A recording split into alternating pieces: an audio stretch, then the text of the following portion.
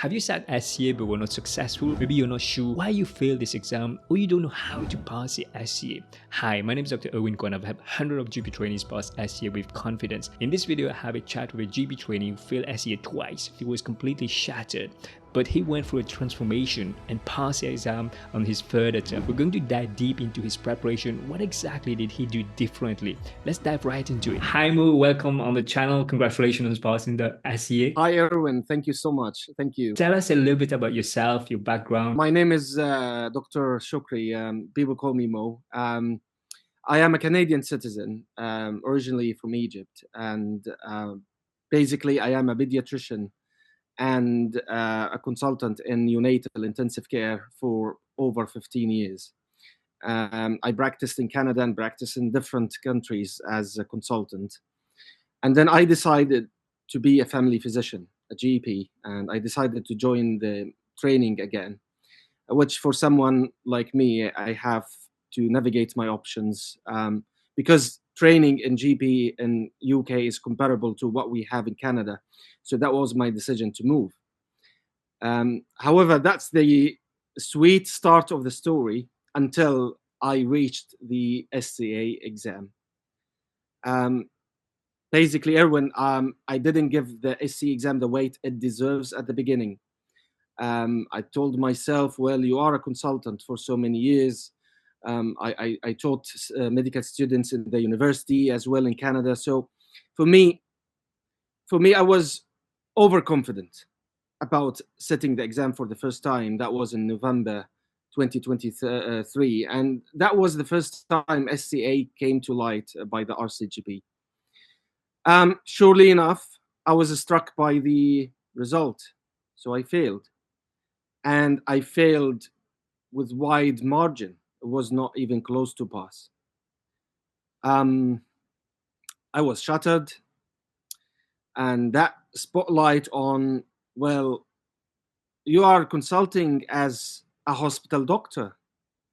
And this is not all about the primary care and what we need to do in consulting in primary care.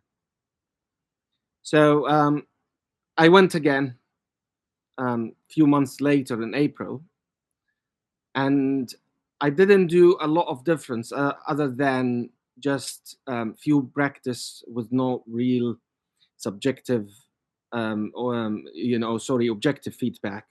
I went back to the guidance. I brush out my knowledge. My knowledge wasn't the problem from the beginning. And in April, I failed again, and even lower than November. At that point, I just stopped and look at myself and say, well, is there any point of keep a chance, doing it again on my own? Is there any point of doing it over and over the same way? I said no. My wife, she is also a GP trainee. She recommended you to me. She said, this guy helped a lot of trainees to pass SCA exam. I said, well, definitely, I will do anything to help me. Then I reach out to you, as you remember, and then the story starts from there. It was quite challenging, and there were points where you felt like you wanted to give up, but you never gave up. You were still very relentless to pursue it and give it one more attempt. So tell us, what did you do differently in the third attempt, Mo? First of all, we have to face our weak points. We have to acknowledge them. And this is the first part of the treatment. If we don't acknowledge our weak points, we will never treat them. So once I reach out to you in the first meeting, if you remember, you expected me to have this angry mindset or defensive mindset. However, I remember you told me that you were surprised that I'm not angry or I'm not defensive, but I'm really keen to know what I did wrong so I can improve. So what I did differently is I did a lot of one-to-one sessions with you, Erwin, which is the brilliant one-to-one program. That is brilliant way to go with. And what I did differently is I used your SCA companion to use it and to benefit from it during my practice with other peers as well. What I did differently is I faced my weakness points rather than just hiding them. I created a group of people to practice. Initially, I just wanted 2 or 3 people to practice with. Ended up 200 people on my group, and I was doing breakout rooms to practice together. Recorded my sessions and share my recorded sessions with you, with my ES, with my TBDs, with everyone. I put myself out there to say, I'm here. What is wrong with me? So you see, that's a lot of difference to make. So I remember at the time we spoke, there was an issue with the marking, and there were a lot of trainees who felt a bit unsettled. That's why I think I was wondering whether you were feeling quite angry, but you had a very different mindset, and you didn't feel like this would be an energy that would use in a good way. So then you channel it to improve and get better. And that's what I like about your approach and your mindset. Thank you so much. Well, part of that I learned it from you when I watched your videos, and you said there is no point of just being in that regret mindset, mindset, or blaming others, or even blaming yourself. There's no point of that. So I watched that before coming to you, and that's why this shaped or paved the way. Let's make it that way, to make a fresh new start. This journey has been quite humbling then, because it sounds to me like you were very overconfident at the beginning, but then it became to a point where you were so open to learning, putting out your recording for anybody to tell you, criticize, and give you feedback. How did you transition from being that hospital doctor consultant and now having to go through that process? It's really a difficult journey, and I'm saying that to everyone who is coming from a specialty and doing a second training in GP. I'm telling you guys, watch ahead, because it's not a paved journey. You need to change your consulting style early on, even from ST1, even from ST2. I didn't recognize that, and here we go. I struggled. So changing my way from secondary or tertiary care to primary care consulting basically is not just about medicine, which was me. So I was all about medicine. I was all about chasing symptoms. And boom, once I got the diagnosis, that's it. I'm successful. Well, this is not a GP. This is not a primary care consulting. In primary care, to change myself, I knew that I have to focus on the patient perspective and ways of exploring ICE, ideas, concerns, and expectations, psychosocial element, how the symptoms affected them in their own lives, in their own work, driving. It's a lot of things going on, medical legal aspects, risks. It's not just me treating migraine, or not just me treating, whatever symptom or medical problem that the patient's coming with. Again, back to your style in teaching, I will never forget when you say 3 bubbles: ICE, psychosocial, and red flags, or the biomedical part. So I looked at my marks. I said, okay, so there are 3 parts, and I only focused on 1/3. So I deserved 1/3 of the mark, which I got. Now it's not difficult if I got the 2 other thirds to make up for the passing score.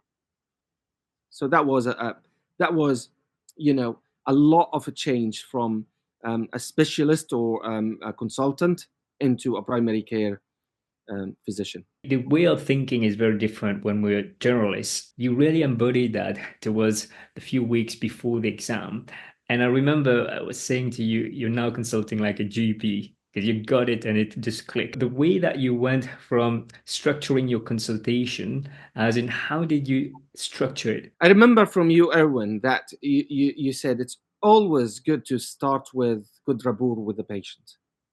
So the structure starts actually by, once the screen open, you have to smile. You have to give this positive energy. Unless it's something like, from the history, sad or breaking bad news.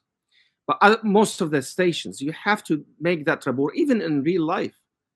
Once the door open, the structure, your structure starts with good rapport. So I did that. I can see that immediately have an effect on the face of the role player or even the real patients in real life. Second thing is the golden minute, which I have to shut up. I have to listen, not to interrupt, not to chase symptoms as if I'm just brainstorming what the condition could be. No, just let the structure go and trust the system, trust the structure. It will get you where you want. So I tend to start always with exploring why the patient is here, why he is coming to me today, why he pass all these struggles to call the reception and coming to me. So that's the first thing, to listen carefully what they say. And for the exam purposes, I may write down what is important in the patient speaking for the first minute. After that, I may think about which door the patient opens first. Is it the ideas, concerns, and expectations? So I will just encourage them to continue on that way. Or is it the psychosocial? So they may say things related to their home or work. I take that opportunity to immediately explore that. There's no medicine at the beginning. This is what I did for the full 12 stations. I managed to pass. So if the patient starts with talking about their home, I encourage them, well, Mr. X, this is the first time we're meeting. So how things at home, how things at work? I remember in all stations, once I say, this is the first thing we're talking, I can see the positive smile on their face. They are as if telling me, Mo, that's a good start. Keep going. That's great. Yeah. So there is that relationship where it's not like a transaction, but it's more building that relationship, and you can sense it from the facial expression, the smile. So tell us about the management then. What were your thoughts about how you structure your clinical management move? So, like I said, in the history, there was the three bubbles that I explored fully. And by the end of it, by 6 minutes, I would have a diagnosis in my mind, or probable diagnosis. So the management actually starts with explaining the diagnosis or the most probable condition that we are dealing with today in a very simple, layman terms, jargon free. And this is, I can't stress enough on that. I failed a lot of stations in April and in November just by saying jargon. So that cut them off, and you coached me to do that. So the management really starts by explaining the condition to the patient and make sure that they understand. Without doing this, there's no management. After that, I would say, or I would call it the golden minute of the management. The golden minute of the management, I would say, well, now, Mr. X, you understand that you got this.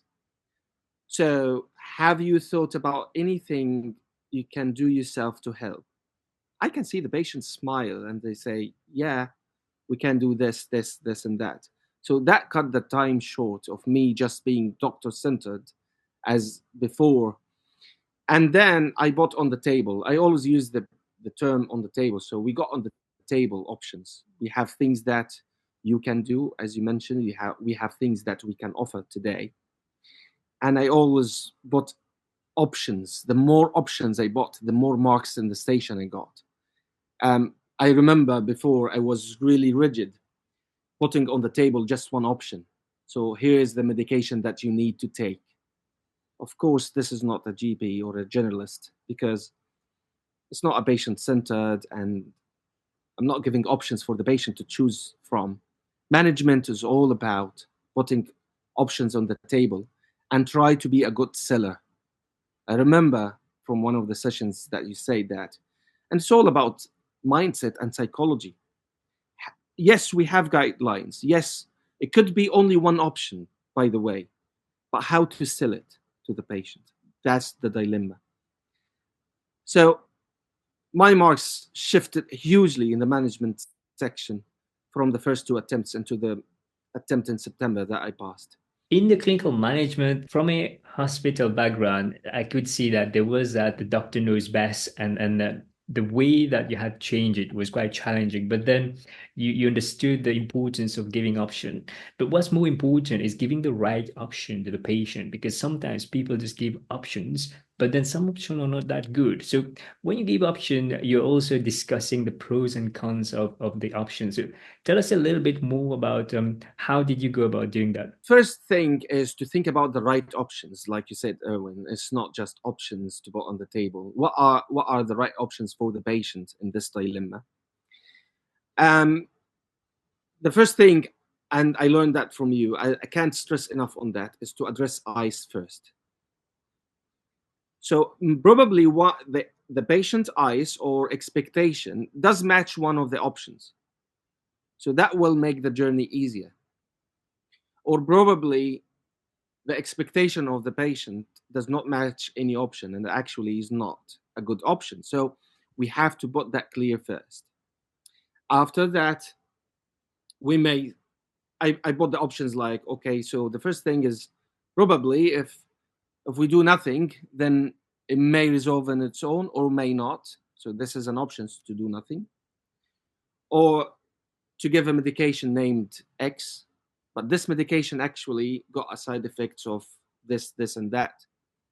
But the benefit is you can get over what you have quickly. Or another option of doing non-medical treatment, for example, if it fits like exercise or meditation or yoga or counseling, CBT, whatever the case is. And giving the patient always the information about the effects and side effects, the good things that you're going to expect versus what the downside of it, and they can weight the options and choose from them, of course under the guidance of the doctor. And I remember that you said it's doctor led but not doctor centered. I always remember that from you, and it saved my life in many stations actually, in terms of time management. When you were switching to shared decision making, you actually overdoing it to some extent, where you were not really taking that initiative and ownership, and then you have to recalibrate back. You touch upon the time management. Then tell us what are the tips that you give trainees to manage the time well? First thing first, good rapport saves time. Second thing is don't interrupt the patient for the first 1 minute at least.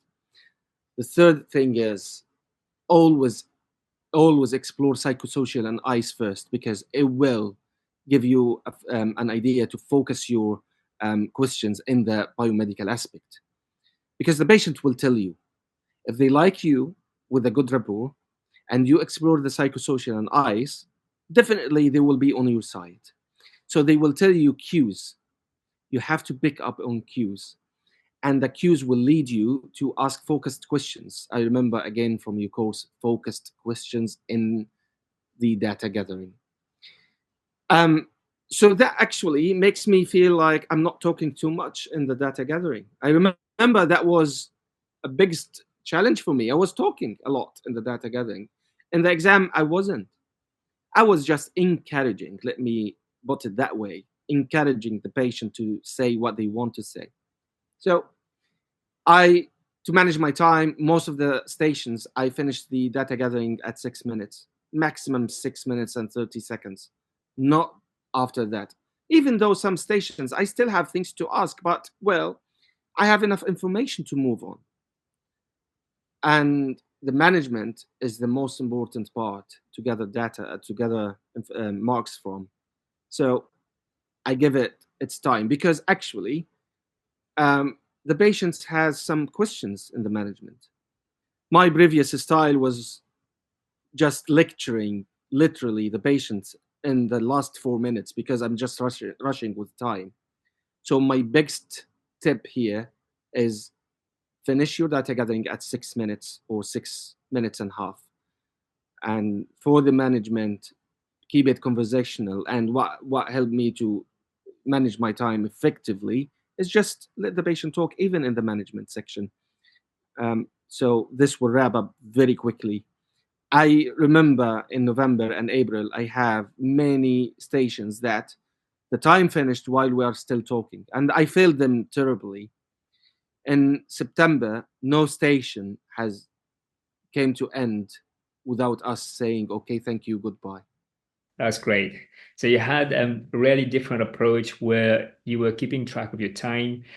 Tell us, how did you prime your case beforehand, Mo? That's a very important part, Erwin. I mean, first thing, I can see from the notes already if the case is about something obvious, asthma, diabetes, hypertension, whatever the case is. So priming is by, first thing, to write down what red flags I'm chasing, because I want to know, for example, if it's any particular clinical scenario, I want to know what are the red flags. I don't want to think about them in the station, and that comes to the priming case. So I spent some time on focusing on what red flags are there, and the other thing is to list what options of treatment in my mind for this particular scenario. So when I go to that part, I say, well, we have things on the table, 1, 2, 3, 4. So I already prime my thoughts around that beforehand. It helped me a lot. However, I kept an open mind, because sometimes over priming can lead to problems like what happened in the past with me. So I just kept an open mind. I used the 3 minutes to exhale, to focus on myself as well. That now it's a fresh start. Now it's forget about what happened in the previous station. Well, I would say my priming worked very well, and knowing what actual the scenario in more than half of the cases. But at the other half, I have to keep an open mind and explore why the patient is actually here today. Yeah, it's very important to prime and anticipate, but also to keep an open mind so that something unexpected might appear. You're not thrown off and you can manage it. Yeah. Talking about these things, there are sometimes you might have uncertainty. How did you approach uncertainty, Mo? I just keep an open mind and focus more on the eyes, especially with those cases. The patient may not have a clear idea or expectation because they don't know themselves what's going on. So I kept exploring this by a different way, like Miss XYZ. Some people coming with something similar, they may be worried about this. Is that the case? I was surprised by the answers. Like, yeah, I'm worried about this. So, in cases of uncertainty, you have to be use your communication skill weapon to just go around and around the ice to get it right. And in the management, I think the brilliant words is when I say, well, we have to keep an open mind about what we are dealing with. I can see the smile on the face of the patient because I'm not rigid. I'm not saying, well, definitely this is the case, because we rarely diagnose in primary care. We actually but the most probable diagnosis and differentials, because we have to keep an open mind. And usually I bought a list of other conditions, but I put clearly to the patient what is the most probable thing that I'm thinking about. And then follow-up plan, examinations if it's necessary, referrals if it's necessary, and strict safety netting, especially in cases of uncertainty, because I don't know what I'm dealing with. It could be something that change in the time after the consultation. So we have to always be safe on those cases, on other cases as well, but particularly in cases of uncertainty. Uncertainty is normal. You deal with it in general practice, and you're able to confidently talk about it. Tell us about a few days before the exam. How did you prepare then? I remember those days were really overwhelming in a sense, because It's the third time. It's my third time again. I trust the process. I trust the SCA companion. I looked at that and I say, well, Mo, you have recorded yourself over 100 times. So people may think that's crazy, but I have over 100 recordings of myself practicing cases. I told myself, well, surely enough, the cases in the real exam will come within those 100 cases and more. I'm not going to struggle. I had that feeling of uncertainty, but at the same time, I have that feeling of trust and trust the system, trust the process, trust that I have done what I should do this time. There was a question that I failed to answer to myself before, whether I did the right thing or I did enough. This time, I had the right answer to that. Yes, I did. The SCA companion is a system that you can use to keep track of your progress. And this is what the top scorers have been using. I'll leave a link down in the description so you can have access to it. So when you were actually going in on the day of the exam, then how did it go the last attempt? Again, exercise of breathing techniques is really important. So I was focusing on my breathing and just thinking that it will be another day in my regular practice. I will do the same thing. Funny enough, I went to the room. The internet was not working, so I wasn't panicked for some reason. I don't know why. So I asked my ES to come and join me too. He was actually more frightened than I was. So I remember I told my ES, well, please, I can fix that myself. So I fixed it. I mean, maybe God helped me in that moment, but I fixed it, and I went to the exam with a smile. The first smile actually helped a lot because I remember my first case. I got clear pass in the clinical management. I got clear pass in the data gathering. I got a pass in the IPS. So I felt like that's a very good start to the day. Let's keep pushing. And one after one felt like I have a good stamina. I bring more, bring it over. 12 cases. I'm ready for 18. So, so that was a surprise for me, actually, Erwin, in the day of the exam. Completely different than my previous two attempts. So one of the things we talk about in the program is when you train to a very high standard, then whatever happens on the day of the exam, you'll just fall to that level. But if you're not well trained, you're not putting in the work beforehand, then you might get anxious because you know you haven't done your 100%. But in your case, you did everything you could, and you just show up on the day, and everything worked out well for you. Yes, thank you so much, Erwin. So I take this opportunity to tell everyone that success in SCA exam is possible, but it's challenging. You have to work smart, not hard. I worked hard before, but it's not the way to go. You need a very objective feedback from people who know what is SCA like and what is your blind spots. You need personalized plan for yourself because everyone is different. So for me, I'm coming from a consultant world where I used to work as a pediatrician and a neonatologist. So my personalized plan was different from someone who might need something different. You need someone to tell you about your body language. You need to have someone to tell you don't touch your face a lot during the consultation. Like I remember you, Erwin, when you say that. You need someone to coach you, basically, to appear in the day of the exam like anyone else who pass. It's really good to see how you've applied yourself and put in practice, because you did the work. Although I guided you in that process, you put in that work and you got that results. So I'm really pleased to see that you're now on the other side.